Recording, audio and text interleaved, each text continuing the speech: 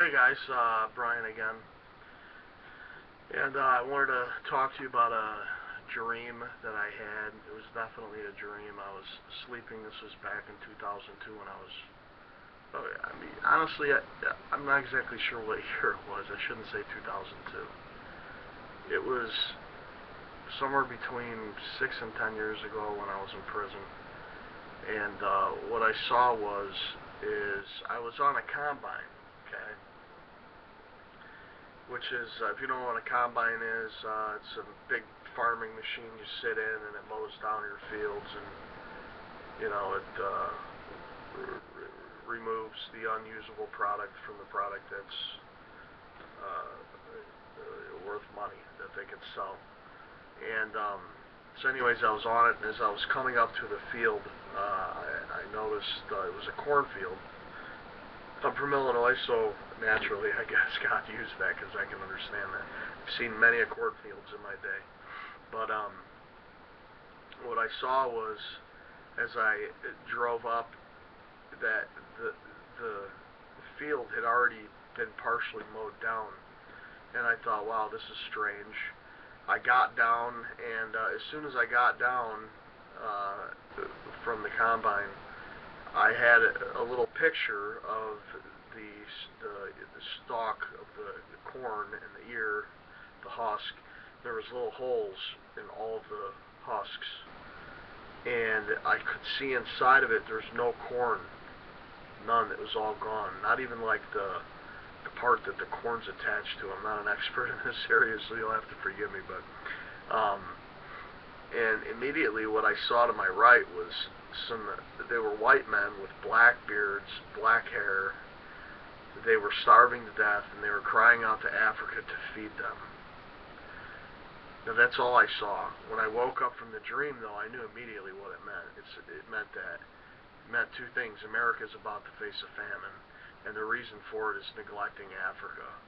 We've watched Africa starve to death and done very, very little, other than the few Christian organizations and some very little government help.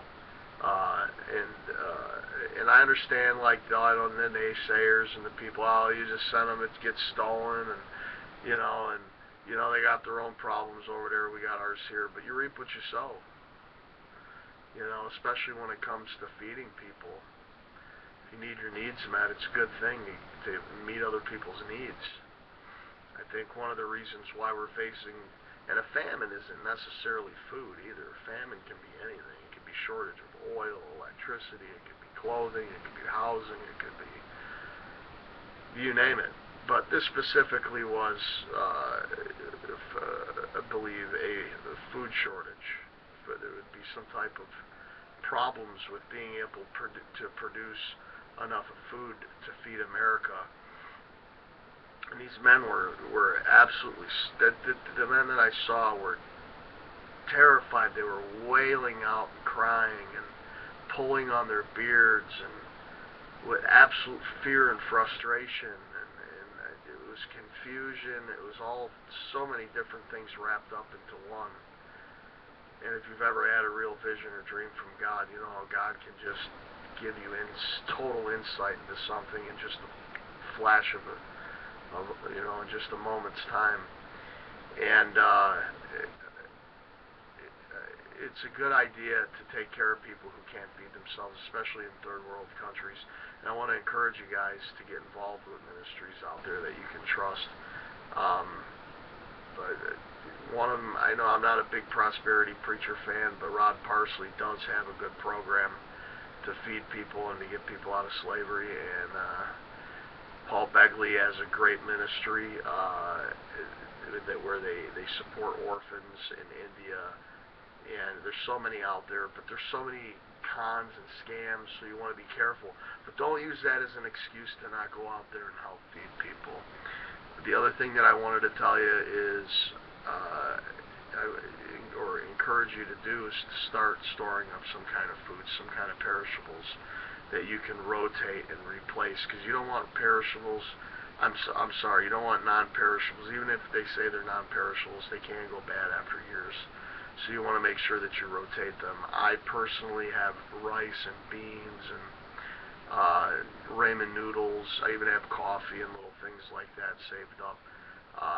Not to the extent that I used to. I ate a lot of it, but because it was just old and it needed to be eaten. And we'll soon be replacing a lot of that. And, some people say, well, Brian, you're crazy, man. That's never going to happen. Well, just think about this. In first world countries, we all just take it for granted that when we're hungry, we can just go down to the store and get our food.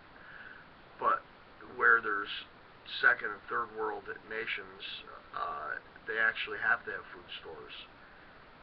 They don't, I mean, their own food storage is what I mean. And what I mean by that is they have times where they can't grow food. And they need to make sure that they can feed themselves and their family sufficiently enough to avoid malnutrition and hunger. And that is the majority of the world. They say what 2/3 of the Earth's population live on less than $1 a day. So you can ask most of those guys if they've got a little food put up. That most of them will probably tell you yes if they can afford to even do that. For centuries and thousands of years,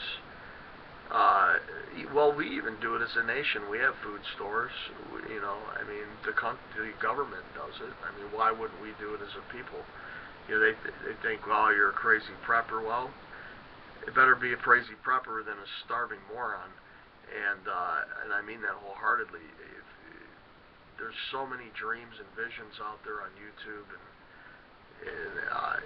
not so much in churches. You don't hear a lot about this, but on YouTube you do. They're trustworthy people, men and women of God, who have had these dreams and visions and have tried to warn the church, and they just don't want to hear it. So I'm hoping that you've made your way here to hear this video, and please be prepared, be a prepper, be proactive. Spread the message. This was a real dream from God, and I believe that nothing is going to stop it from coming to pass. It is definitely coming. We have sowed our oats as a nation, so to speak, and God is not mocked. Whatever a man sows, that shall he reap. Guys, go and be blessed. Don't be discouraged by this video either. Rejoice that you have information concerning the future so you can prepare. And go look in the Bible. Go look at some of the famines and all the blessings that people got for heeding the voice of God. Remember Joseph, he told Pharaoh, look, your dream, 7 fat years, 7 lean years. And what ended up happening is Pharaoh listened. He's a smart man, and stored up many years of food. And as a result of it, they had so much left, they ended up buying the land of the entire world as it was at that time.